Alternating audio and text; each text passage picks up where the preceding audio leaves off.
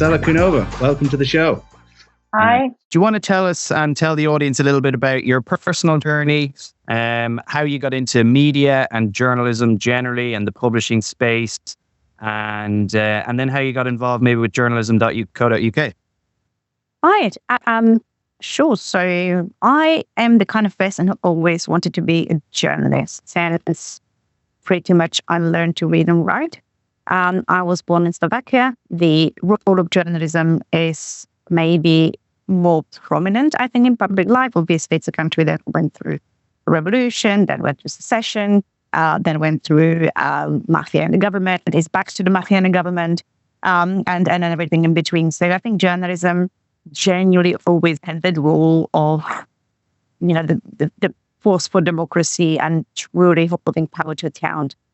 And I think people feel that they feel really connected. And, when media get attacked, that triggers mass protests. People are out in the street demanding the powerful to be accountable and to read their right to information with more respect.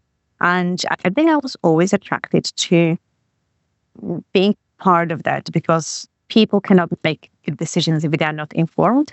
And I think you need some glue that brings society together and information, to share reality definitely is that glue.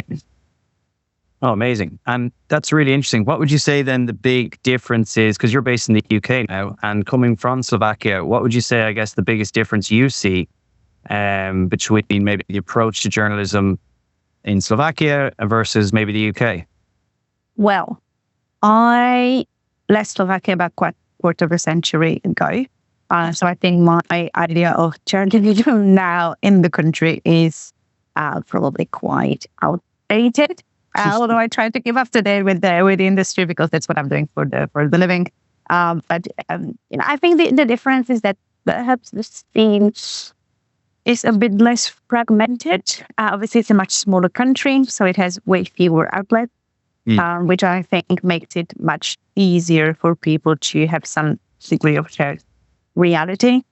I think generally the worst thing you get, the more precious journalism is.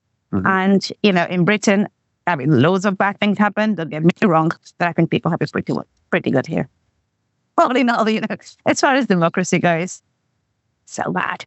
So I think, the Brits are a bit complacent, I'd say. Now, you don't know how precious it is until you lose it. And I don't think Britain came very close to that feeling that democracy, liberal democracy that we live in, can be lost.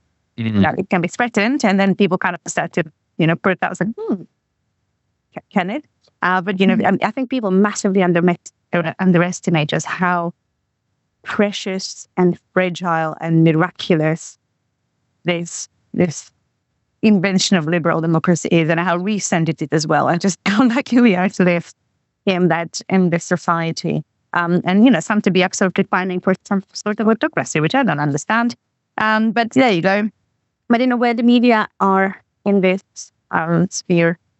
I think there is much less in Slovakia. There is much less the notion of media being an institution.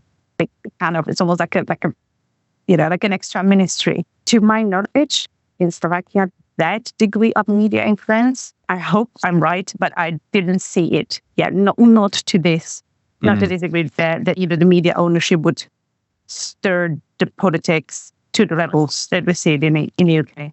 And I think that, that is directly linked to the notion of trust, where, without naming any tabloids, on the one hand, you can have sports reporting that's fantastic. You have community initiatives and fundraisers that, that really make people feel included, and that you can alongside the news, so and so far that has been a communist and don't vote for this guy despite it being better for the situation. So I think the mistrust that loads of people in the UK say they feel towards media, in many cases, it's justified and it's sad. Do you think that's a broader institutional mistrust? Because certainly I would think that it's it extends almost beyond the media. The sort of people don't trust the media necessarily, and I would contend it's similar in the US and similar perhaps in certain countries in Europe. Like I'm in France, right? And depending on which media outlet.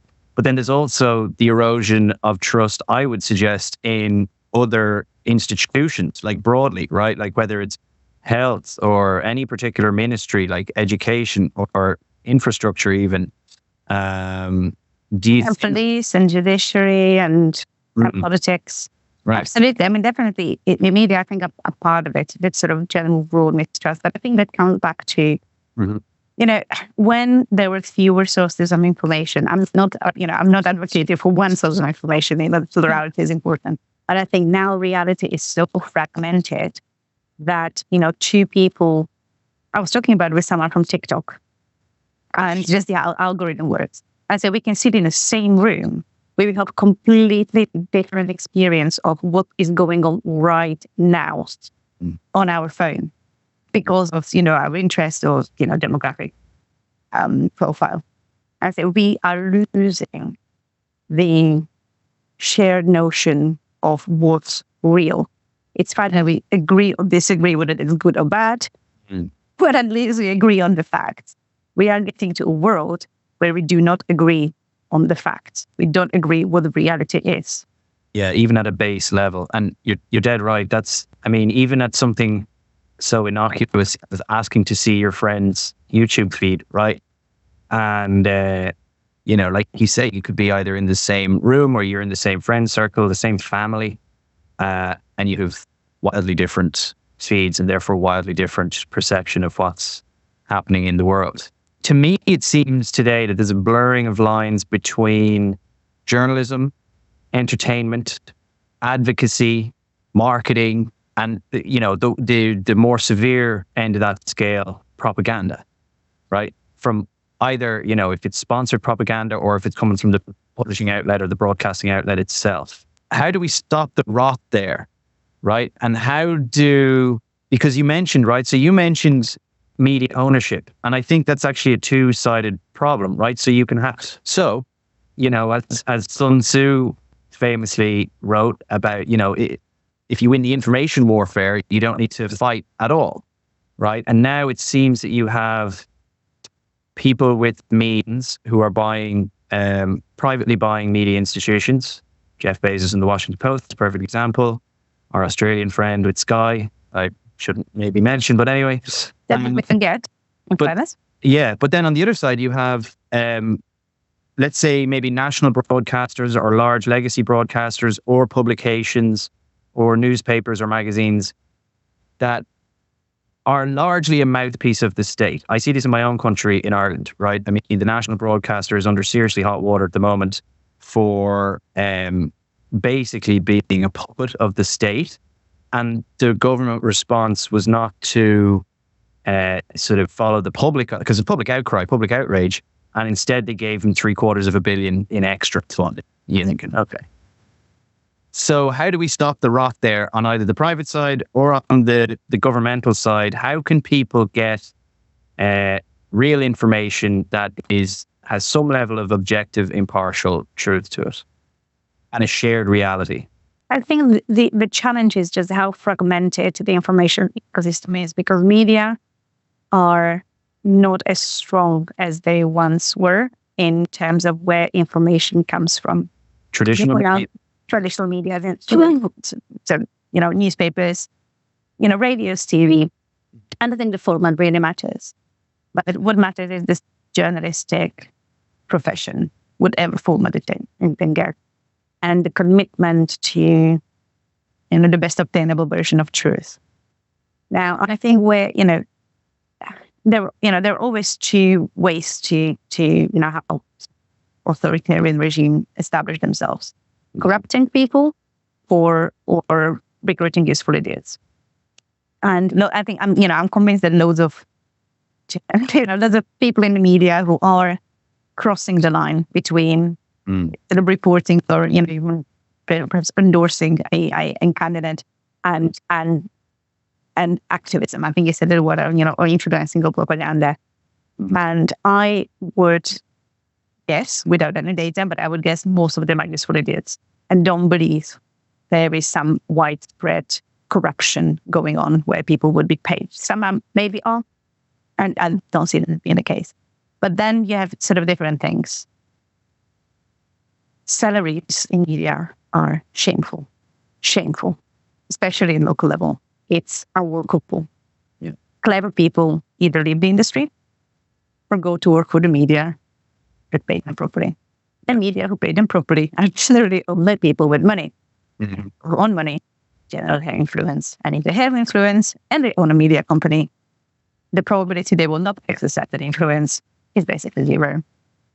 And, once you don't even need to be bribed. You need to keep your kids in a school. You want to keep on paying your mortgage. You put two and two together, commitment to truth doesn't pay much. No, Working for someone who can pay your bills and allowing your kids to go to 3 different clubs. Yeah. It's something very tangible. And I think those of people just become just comfortable. And they go with the flow, maybe. You're dead right. I mean, I saw recently, just within the last couple of weeks, that the average, now like you say, this is probably different for in-house staff and it varies from company to company, but the average annual salary for a freelance journalist in the UK, £18,000. I mean, I don't think you could live 6 months in the UK. Maybe outside London, but I don't think you could live 6 months in London. Well, yeah, if your mum and dad house you for free. But there's a, Barely. even there. I mean, the salaries is definitely one problem.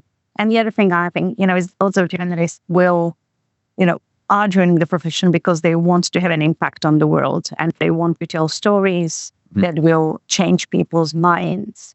And then it kind of, then it all gets very tricky when you need to decide, what people should know. Because you always want people to know something and you want them to know what you think they should know. Yes. And you want people to listen bit. Then things go very interesting because what are you unpacking? Who are you helping? If you, and I mean, I can understand. And I had this really, really interesting conversation 10 years ago with a journalist actually in Slovakia. The presidential election, one sort of intelligent, pro-democratic, just decent woman stood against an absolute crook. And obviously media were covering the debate.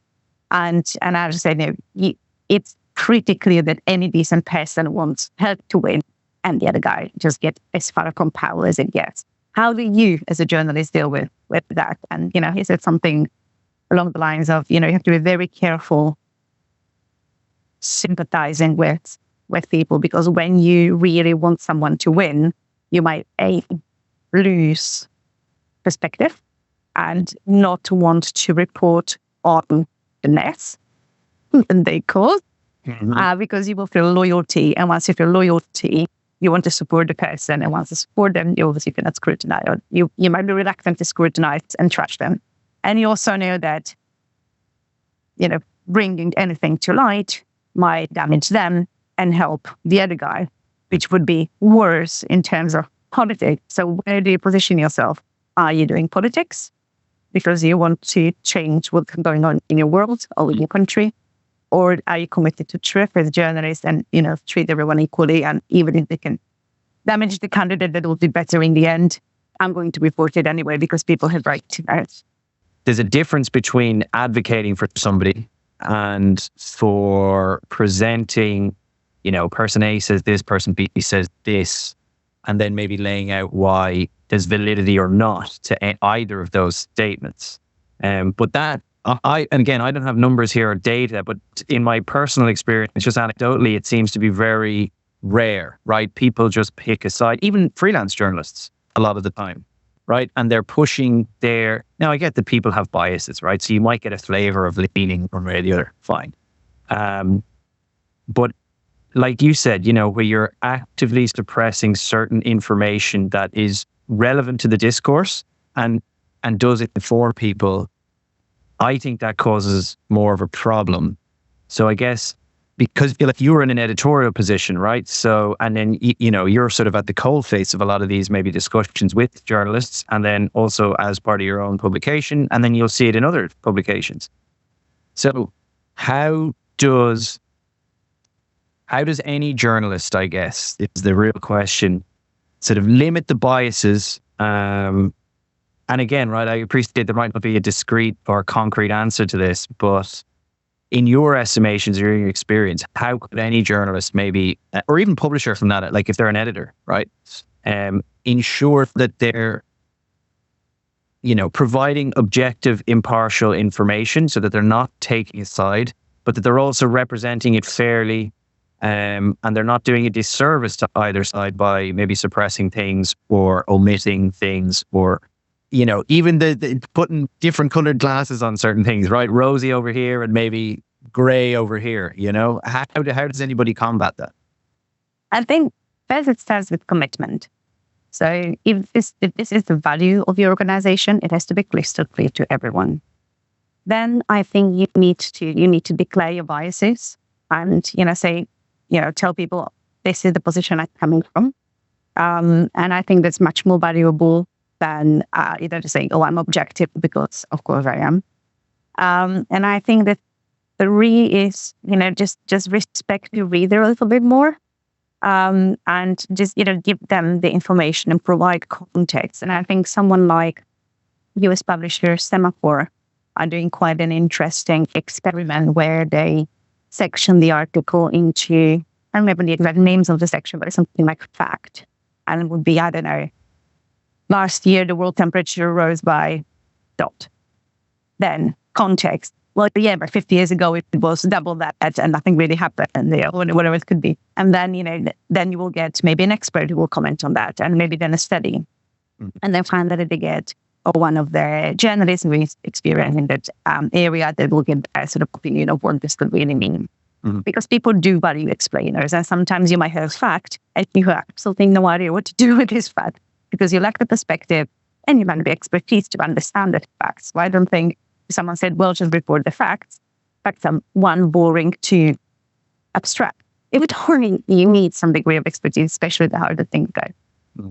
And you know, I think if you want people to change their behavior, it's better to be upfront about it. Say, I know this article wants you to recycle better, therefore, this is what I'm going to talk about. And you know, reminded me of stepping away from politics, and reminded me of case of climate change reporting, with, you know, it's a massively emotionally charged topic with, you know, viciously opposing camps, and loads of misinformation and loads of narratives led by especially sort of big oil companies that are sort of driving the narrative, and then journalists fundamentally misunderstanding this topic kind of gobble it up and sort of ride the wave of the agenda set up by big old company. But I remember a piece that was saying something along the lines of, if temperature rose by ... some areas of UK would become much warmer, therefore it would be possible to grow this produce, or, you know, this species would thrive there, or something like that. And that article was massively trashed, and lots of people were, how dare you, that was a big catastrophe. And I said, but it's true. You know, no one says it's desirable or that should happen, or that, you know, by the way, also half of Africa will be completely dry and people will die. But, you know, for example, that information was missing from the piece, right? There's the problem. We always try to squeeze everything into 500 words. Yeah. Or 600, whatever it can be. And then, you know, you just can't provide a complete perspective. But it's really interesting when you know, the kind of the false positives are kind of easy to, you know, misinformation is quite easy to debunk. It's the false negatives that are tricky. It's when you don't have the information that you don't know that exists.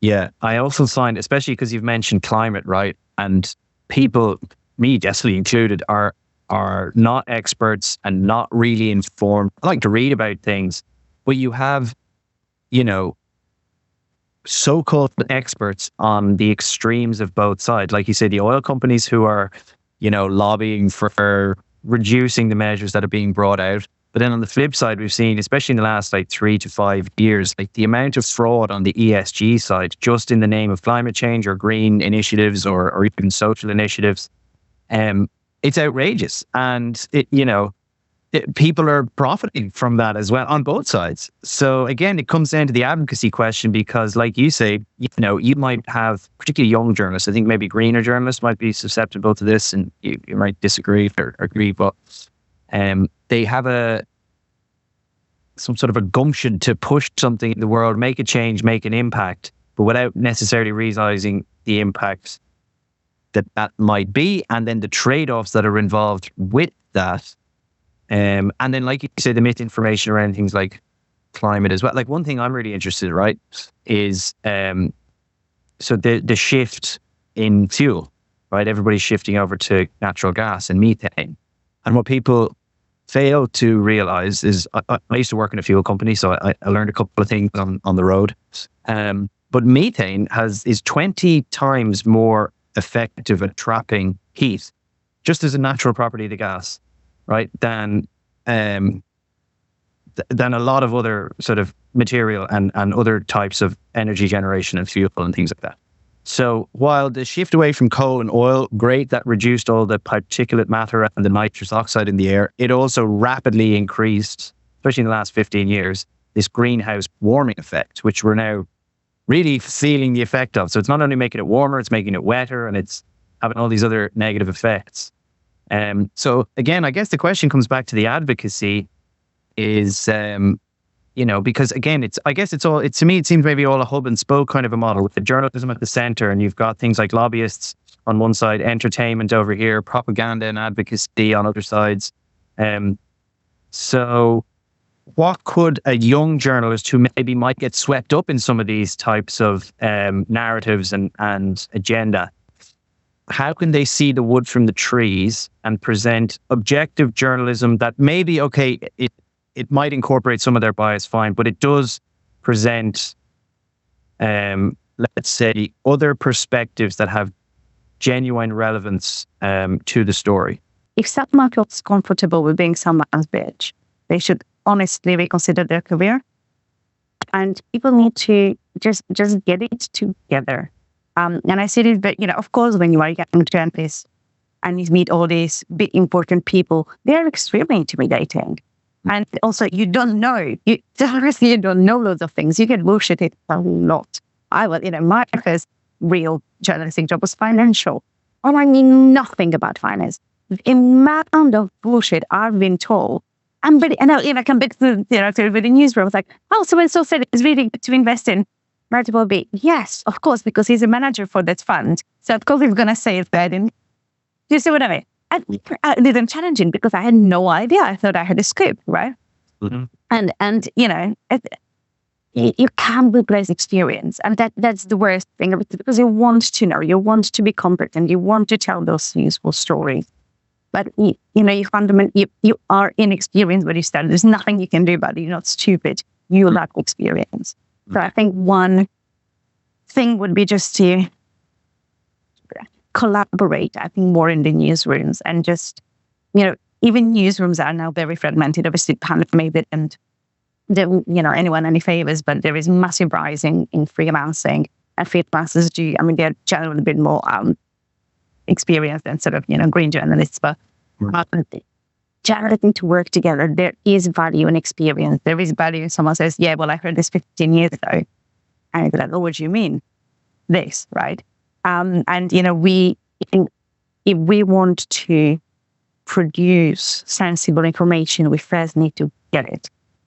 And when you are starting out, you just might know loads of things, but also you will not know loads of things that people who are much older than you know. And that's just the fact of it. Not only the information also, but the game as well, a little bit. Right? Absolutely. So, even something like, say, we were talking about the climate, but also politics. You will meet people who will say, these sources you can trust, these sources you cannot trust. Speak to the experts, and they're generally honest. Build up your knowledge. Read these books, read these studies. Scrutinize these things. And obviously, that's why we have editors for when you can read through the copy and spot this stuff. But I think I think getting some pride back, that would be really important, because now loads of young people entering the industry are really depressed. All they're hearing is everyone hates journalists, no one trusts them, no one wants to pay for the news. It's all on TikTok. Media is dying, and then they feel they are entering a failing industry that is not going to pay them, that is not going to respect them, where potentially they get attacked. If they are from any minority, that's even worse, because if ever they make it, they will be suspected of being token higher. If they don't make it, well, of course they didn't, because we all know that women and Black people and minority of any kind are no good in journalism. It's just that you just can't win, basically. And I think the restoring some, just like the good job, and have a notion of what job well done is. I think we need to kind of go back to basic. And it doesn't matter if something is a TikTok video or, an hour-long YouTube documentary. And I think people are getting very hung up on the format, and think less about the message. But even if in TikTok video, you can say something along the lines of, this is not the whole story, but this is a top line. I think it takes a lot of courage, because loads of, recently we've been talking about mental health. Yeah. And just how, say something like narcissism. I don't know how many TikTok videos are like, oh, are you a narcissist? Oh, I'm a narcissist. But it's a trauma-induced mental health problem. It's not like, narcissist. Okay, it's not like, oh, I really liked what I know. Is that how, my makeup today, I'm a narcissist or whatever. And just the oversimplification of news and the entertainment value of the news. I think, if people do stuff for entertainment, then it's fine. If that's their job. But I think journalists need to take a step back and really go back to basics, really. How do you get pride back to journalism? How do you fund it so that it's, sustainable, first of all, but also like a viable career for people, right? Like people who couldn't go, oh, I can do that and I can get paid for it. Great, I'll do that. And then thirdly, because then I guess it ties into what we were mentioning earlier, like, I guess by answering the first, you get this one, is like, how do you get away from the vanity metrics and the clicks, and the entertainment side of it to like real, like the sort of traditional pillars of journalism which underpin democracy, and you're able to speak truth to power. How do we make journalism great again? Yeah, that's what you're asking me. Basically. I've got my jump out for journalism. Well, I think one thing we need ambassadors. Like, I think every community, and in the end of the day, journalists are community. Community will thrive on collective pride when you see good actors leading the way. But I think we need to elevate much more people who are doing amazing work, because they are hugely inspirational. And you can either, get your act together because of envy or because of sort of true inspiration, but you can't be what you can't see. And if what you see is, a TikToker, then that's where the values will drift. If what you see is genuine, good quality journalism that makes a difference, you can be, aha, this is what I want. So definitely we need more stories. I'm not saying, people read journalism not going to do it because they do that. But I also would say that people need to be much more interested in their sector beyond just their day-to-day job. It is a community, and we need that sense of community and work together. How do we fund it? It's extremely important to realize that no one revenue source guarantees independence. It's not because it's not ad money that you can be independent. Government money, it will definitely make you independent. Reader money alone will not make you independent. And we've seen that where, even big actors like the New York Times have published half positive feature about something that Trump said, and people immediately taking to Twitter saying, oh, I'm canceling my subscription because you are being so-and-so's mouthpiece. The revenue alone is not going to give you independence. The only independence comes from the mixture of revenue. So you can potentially sacrifice one if all goes sour. We know, for example, advertisers who are boosting some words and they don't want their advertisements to appear next to stories perceived as negative, which is completely stupid because that's half of the news. And obviously attract people's attention. But, you can understand it from the kind of PR point of view, but from a financial point of view, that doesn't make any sense. And we've seen, what happens when advertisers pull away, such as X. And I wouldn't equal X to good journalism, but you see where, if even advertiser can say, I pull out, then that obviously can jeopardize your operation. So the only way to as much independence as it gets is just diversifying source of revenue to, whatever that can be, events, sell the t-shirts, I don't know, but only finance account. I mean, whatever can finance journalism, do it, but don't rely on one stream, nor three. I think more than that. So okay, we have our pride, we have our money. This actually does lead into the next question, or the third element of it, is how do we get away from entertainment? Because I would contend, and feel free to disagree and push back where you think I'm wrong, but I would think that it is a rather slippery slope. That if you start, like I was at a talk there recently where, a number of different publishers are advocating for multiple revenue streams. One of them was the New York Times, and that's fine, but they mentioned nothing about journalism. They're talking about games, right? They're talking about shopping. They're talking about ads, obviously, and the fourth one has escaped me, right? But there was almost no mention of journalism. That seems like an entertainment play. Now, that's fine if you're the New York Times, you're a mass market appeal. And we've seen, right, they've kind of, it's not just the publishers not talking about it on stage, it's also just how they're acting. Like they're not, in my opinion, the New York Times is not as journalistic focused as before. And that's not a play that maybe independent or smaller publishers should really follow, because the New York Times is kind of its own entity unto itself, right? So fair enough. But how do others then, if you are searching for multiple revenue streams, how do you avoid that slip into entertainment or perhaps advocacy, like we mentioned before? But let's just stick to maybe entertainment now, because this is where we ended up with our sensationalism problem, right? Yeah. I mean, again, if we say entertainment like daily crossword, my best guess is that this has always been why people were buying newspaper. And I'm extremely skeptical that people were buying newspaper for the news. They were buying it for sports, crossword, horoscope, and recipes, and classify arts. Yes. And they got news on the site. And I don't think that has changed. What has changed is that now we have data to see that, and it hurts. Because we think we are very important, and then we realize we are not as important. So I don't think it's wrong to invest in something else that will attract your readers, and then they will get news on the site. And there's some pretty good examples of really innovative way of thinking about it when you solve some pain point or another, and people get news with it as well. However, where it goes wrong is when the news itself becomes entertainment. And it reminds me of something like UK former Prime Minister Boris Johnson, when he was still working at the Telegraph, became a EU correspondent.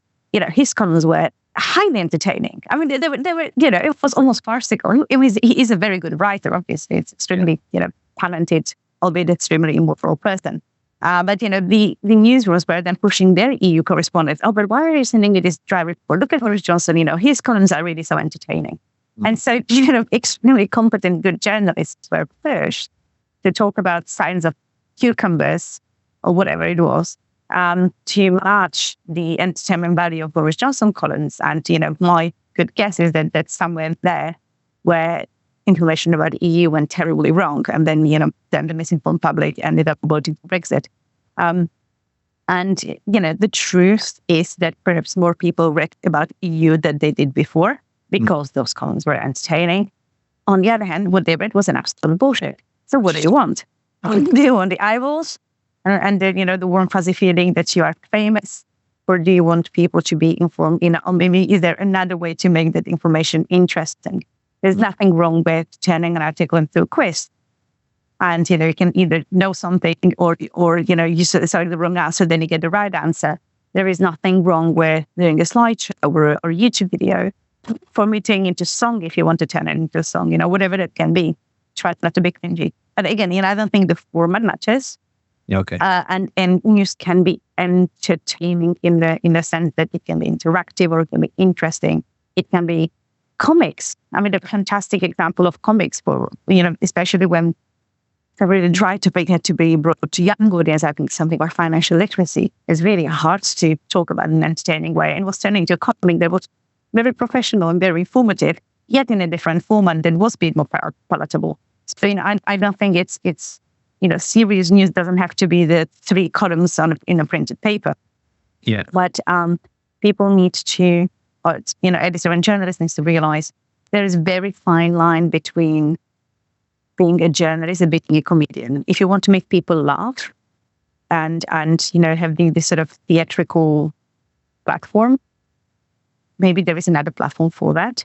If you want a presidential debate where, again, it's very entertaining, perhaps that should happen in a different setting. If you wanted to people talk about their policies and wherever that can be, they need to think about different format of how to extract that information and give it to people. So, again, I think getting adverts paid for news, I think there was always a huge problem, and it got newspapers in a really bad habit of just getting the views from the ads. While it was print, it wasn't so bad because there is only so many adverts you can fit into a prison newspaper before you run out of space and you have nowhere to put your articles. Yeah. And I think with online, the website is sending into this frenzy that cheapened journalism a lot. Yeah. Because suddenly you needed the clicks, and the clicks were measurable. And so they went to, you went to the whole clickbait. Clickbait always existed even in print. It wasn't a clickbait, but the show value of the front page or whatever would make people buy the paper. Yeah. Kind of thing that's new. But now we got to a point that every single page could have been the front page that would make people sort of click and was raking up ad money. And obviously with then, big platforms, Facebook and Google, sweeping in and taking that away, they push journalists out on media even further to sort of change these clicks and provide, kind of the standards, I think, went down to the lowest common denominator, which was whatever, my mom could have posted on Facebook. And if that got money, then we had to do the same. And I think we need to just divorce ourselves from all the Facebooks and Twitters and, I talk like an old person, Metas and X's of the world and TikToks and everything. By all means, be on this platform, talk about your stuff. But we need to bring people back to our publications and stop thinking that audiences of different platforms are our audiences. They are not. We need to bring them in and communicating these stories and the reason why we are here directly to people. Yeah, I love that. There's so much to unpack there, and I know we're kind of shy on time, so I'll try and limit it. But I love that perspective. First of all, the multi-format, like turning an article into a quiz, I think is a great idea. And I only actually recently it's great that you mentioned that because I hadn't thought about it until now. That I saw this very recently. This really great science educator now, and she's got a great dry, deadpan style of just delivering. And it's kind of funny, like, as well. And she's now partnered with this other crowd. I don't know if she co-founded the business, but she's certainly partnered with them. And she now, it's called Quiz With It, in case you want to check it out. And basically, after her videos, and they're only like between 5 and maybe max 15 minutes long, right? But you can do a quiz with a video to see, like, did you capture the information? Did you remember well? Did you understand, etc.? So I first of all love that idea. And then also, like you say, that just the general multi-formats of, like, because you mentioned people maybe descending from the journalism and sliding into comedy. And I certainly, when I was younger, I used to, I'm a big fan of stand-up comedy. I used to watch certain comedians specifically for their takes on the world. Less so their gags or their punchlines, but because they had a really unique... Dave Chappelle is a great one. Love Dave Chappelle. Chris Rock is another one again. And just again, the perspective is really, really interesting. And now I've seen the opposite, right, of where you've got, I don't know if you know Andrew Callahan, right? He's a YouTuber, Channel 5 News, and he's gone from the sort of comedic style where I'll interview drunk people on the street and he's morphed into a really serious, what I would call modern journalistic outfit. So I guess it sounds like maybe you're pushing for more of those types of endeavors, right? Maybe Quiz With It or Channel 5 and that sort of evolution of essentially using technology to enhance the journalistic effort, I guess is the best way to put that. Yeah, I mean, different formats are you need to experiment, and different formats will work for different people. I think where comedian was funny is because you knew the story and then you would laugh and then take a bit out of it. The problem now is that lots of people do not know the story, and the first place where they encounter the facts will be from a comedian. And that's where I see the problem. That should not, it's not funny if you don't know what the irony is. Yeah. And we need to, and it's not comedians' job to stand for people. They're entertainers, really. That's their job. But I think we also need to restore some pride and some trust in people. And I hate the word the term media literacy, because it became just so thrown around so much that it ended up being nothing. But one of the problems is that, when we were young, we are from the same age, when we were young, parents would buy a paper or buy a weekly, it would lay about in a house, you would pick it up, somehow get exposed to journalism, even if you didn't read it. Yeah. Now everything lives on people's phone. If you have a subscription, that's on your phone. If you have podcasts or, even young people and the kids and their parents don't watch telly anymore together, definitely not. Kids will be on their phones, they don't watch telly. And the exposure that the younger generation is getting, I mean, by younger generation, I mean anyone under 40, if they're broke, it's very fragmented. And I think young people often just do not pick up the same degree of, what journalism is. And, the legacy brands are still broadly trusted. And, if someone thinks that youngsters are only on TikTok, that is not true. If you say, and we saw that during the pandemic, people were like, oh, I don't trust any media. Now, if your life depends on it, you're going to go to the BBC or you will go to your New York Times or whatever that can be, because that's a trustworthy information and you don't want to believe some quack on TikTok. There was this very clear, broad sense of what trustworthy sources of information are, because people's life literally depended on it. Yeah. So, that broad sense is still there. And we saw massive surge in subscriptions as well. People wanted that information. They were willing to pay for it because it was essential. And that's what I'm saying. When going to get tough, people, the importance of journalism, it's very strictly reminded. When everything is sort of okay, no one really cares. And the same thing with health. If you're broadly healthy, you'll try and you go to the doctors, then you get your blood result, and suddenly you start to eat carrots at every meal because Jesus Christ Almighty, I'm going to die next year. And I think we don't necessarily want to scare the shit out of people. I think it's our job as journalists to remind people what the alternative is. Yeah. And also publish stories that are genuinely relevant to them. And every single piece of story will just not be relevant to everyone. And when it's something like, say, presidential elections, make it relevant to people. Maybe if you are, I don't know, if you run a business, some bit from, the program will be important for you. If you are a stay-at-home mom, this exact same story has no relevance to you whatsoever, but you really want to know about education, but you don't care about it if you have no kids. There is not one size fits all, and this one size fits all approach is to, and because we didn't mention AI nearly an hour, I cannot let that happen. We need to mention AI, and AI is one of the tools that can help personalize stories. And if your readers want to check out something called modular journalism, it's an extremely interesting experiment where essentially the same content is repurposed to different readers according to their profile or whatever data you put in. So we can see the same story, but not in the same way. And so something like, say, policies of, I don't know, Kamala Harris. If I know you're a man, you're there in France, you're a journalist, you run a business, I can put these things on top or personalize in that way. I will go to the same page.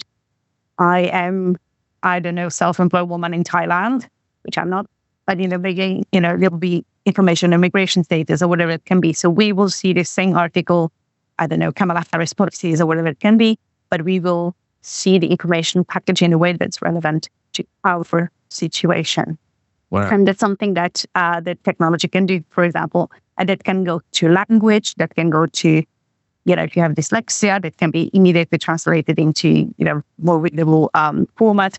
It can be turned to an audio or a video. It's either, for better accessibility or just your preference. Mm-hmm. And we need to understand now as journalists that our value is not just in the information that we provide, but it's also the distribution. Yeah. If no one knows what you're writing or talking about, then the value is not there. We need to get it to people. And that's, on us again. It's on us to just become relevant again. Yeah, no, I love that. That's really, and thank you for bringing up AI as well. Oh, listen, I did you a favor there, didn't I? Yeah, just my final question, really. That was it. But it was basically kind of, maybe if you could give us one pro and one, because without going into it, right, you maybe alluded to some of the pros there, but that sounds like it could also be a slippery slope potentially. So maybe if you could look at one, maybe start with the con and then finish with the pro and finish on a positive, about how people, especially in the media space and journalistic space, can expect AI to, first of all, hinder maybe on one sense, but then also, like you mentioned, help as well to improve the experience. I will recording another episode. Don't get me started. Okay, very quickly. Don't use AI to generate content. Easy as. Very good at stuff like proofreading or, flagging up typos. It's really bad in generating just about anything. Where you can use it, you can definitely use it for personalization and helping your readers discover content and distribute content much more efficiently. And I think the obvious, I think the biggest danger where I see AI going now, yes, misinformation, yes, terrible slop content that are just flooding on the internet and just the information overload. People already overloaded with content. Now they're going to be even more overloaded. But where I see the biggest danger is that AI will increase inequality between journalists and people who know how to use it and understand it and people who don't have a clue. And here, the onus is on you guys. You need to get it together. You don't have to use it, but you understand it. And there is no point bitching in 10 years' time that this didn't see it coming. We've been shown by the social media that no one understood nor saw them coming. Before that, there was internet that no people didn't understand, nor they see it coming, and didn't understand how to use it. Yeah. And both of those revolutions screwed up media pretty brutally, not because they were malicious, but because newspapers fundamentally didn't understand this technology. We are on the verge of third revolution, I think, in 3 decades. We're dealing with AI, not just generative AI. We need to understand it. Unless we learn to master this technology, it's going to master us. Yeah. So people need to try to get it. You have to understand it. I'm really worried at already the disparity we see in the jobs market, where people are not using or not understanding these tools, and that expands into journalists being able to hold AI companies to account. And if they don't understand the technology, they're just sitting there at the conferences, nothing but like pigeons when someone is spouting the stuff at them, without challenging companies, big tech companies that accrued hours of maintenance rights. Right. And again, tech is power. The truth is such. Pros. There is scope for monetization. I mean, better product will be much more appealing. People will pay for something when they can see clear value. And when it's, whether it's something like distribution, whether it's optimization of any kind, something like modular journalism, it's a very interesting experiment. Yeah. I think it can be good with visuals as well. Perhaps you can, if you use a picture to illustrate a story, you might be more engaged with it if you see visuals where you can identify yourself, either by gender or or community where you sort of feel you are being part of, and just make journalism more relevant to people, and even other revenue. You can make it a better revenue stream. You can streamline the payments. You can perhaps use technology to create events. Be more creative. It is a tool. It's not more than a tool. Internet is not good or bad. It depends what you do with it, and so is AI. I love it. That's amazing. Get it together. Yeah, get it together, people. Use your tools properly. All right, Marcela, thank you so much. I think we can call it there. I guess, where can people find you and everything that you're doing? I think this is really, really engaging talk, certainly from my side, and hopefully for the audience as well, and hopefully for you. So I guess, where can people find you and learn more about what you're doing? If you want to read, come to journalism.co.uk. If you want to meet me and loads of other very smart people in this industry, come to News Rewired conferences. That's newsrewired.com. And I also use LinkedIn. That's probably the best place where you can find all of these thoughts and more. And I post also lots of resources and just very practical tools to help journalists do their jobs better. And it's just my name, Marcela Kunova. You can find me. Great. I will put all those links up in there. And you're a prolific poster as well. I love some of the stuff you put up.